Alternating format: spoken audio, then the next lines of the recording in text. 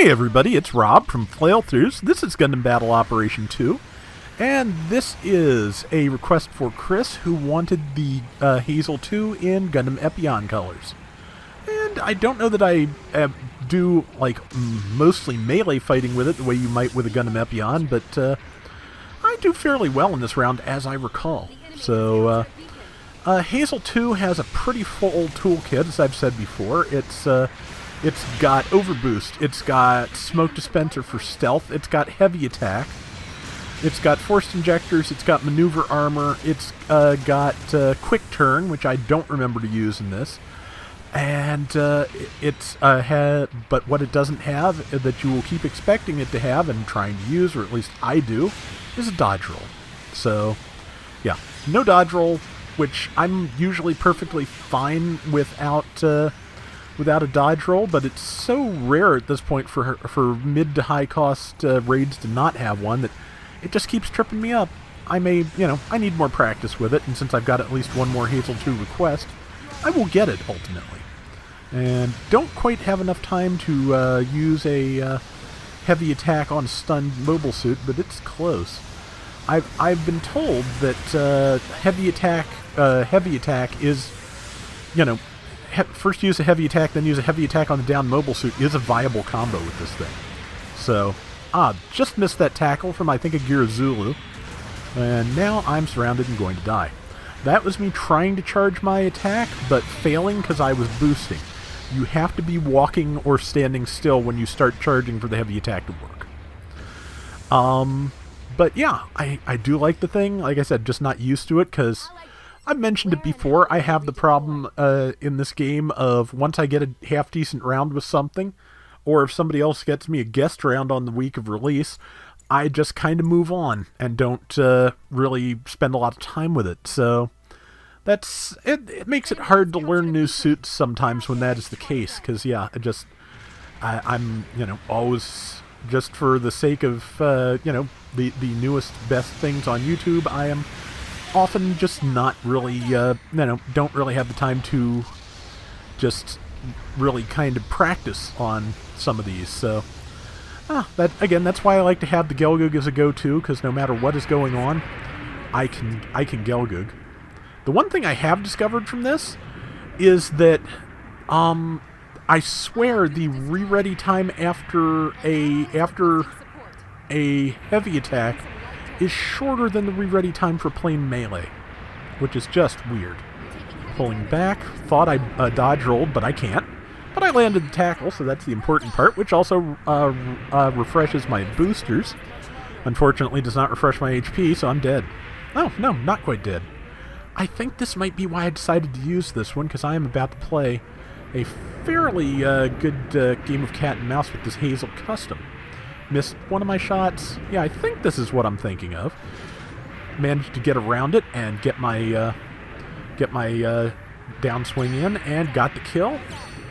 And managed, gonna fall on my face from overboost, failure, but I survived on 351 hit points in a one-on-one. So, yeah, was pretty happy with that, and that's why it's here. I'm charging my saber, and I'm just waiting for an opportunity to use it. I'm going to have to be very sneaky about it. What I probably should be doing is switching to the smoke dispenser and then charging my saber. But that's, hindsight is 20/20, and it's always easier to backseat game than it is to actually game, and which kind of when you're doing this for YouTube kind of leads to the whole backseat game thing of oh you idiot when you're sitting there watching yourself sometimes. But pretty good shot. I believe power attacks go through shields. So, and thank you for dropping your guard, because iframes are gone, which means so are you. So yeah, I've killed that same Hazel custom twice on 351 hit points. And somehow, I wound up taking the tackle and dying, but I did hit that Gira Zulu, or is it Doga? It's a Doga. Yeah, I hit that Doga with my with half my power attack damage before I died. So, yeah, definitely satisfied with that life overall. We're behind about 1,700 points. Not ideal, but we've got 3 minutes left. We can fix that. Especially if we all stick together. 2 and 4 are doing a pretty good job of that. Hopefully I'm going to go help them. Oh yeah, it also has a charging beam rifle, which in exchange for multiple rounds from the E-Pack being used, has piercing when charged. So yeah, this thing is just all bells and whistles. Just every single one. Again, except a dodge roll. Which, you know, and to be honest, as much as this thing can do, I'm never really gonna call for this to have a dodge roll, because it's just, no. It's got to have some kind of weakness, and not being able to dodge roll, especially since it has overboost, that's gonna have to be the weakness. Though I would love to see something on the ground that can use its overboost, and just do the infinite dodge. Actually, you know, that should be the next space mobile suit to get ground use is the GPO-1FB. I know there's, you know, various logistical reasons why it probably won't, but I think it could. Because it's not, as I understand it, it's not that GPO-1, a standard GPO-1 is not space-worthy. It's just that it was not adjusted for space before Co took it out, because Co's kind of dumb.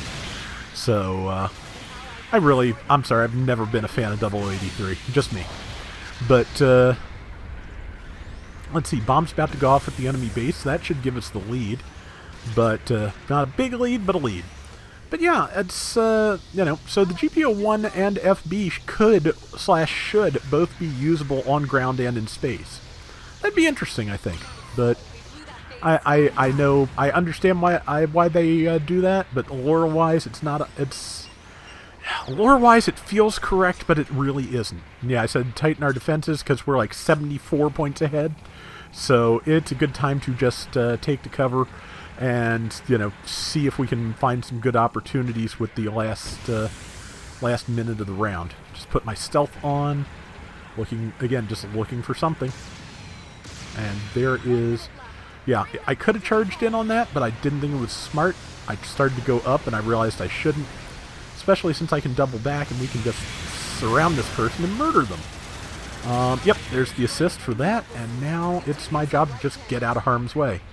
Again, just when you get a lead, it helps to play defensively if you're at the end of a round, but it just, when and how you start to do that, and, you know, whether or not you take any openings or not at all or not, all, you know, questions that have to be answered on a case-by-case basis.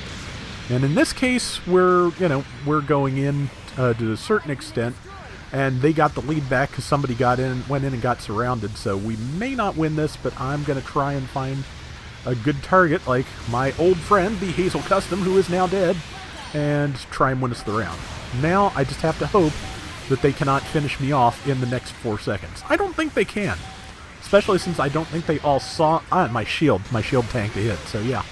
I called for help, but as it turns out, I was good, so yeah, just barely won it, and I think that is a pretty good one, so I hope you enjoyed it, Chris. I had fun doing it, so yeah, 3,500 points, 78,000 damage, and we'll see the kill count in a second, which is 5 and 3. Three of those out of that 5 was that one Hazel Custom.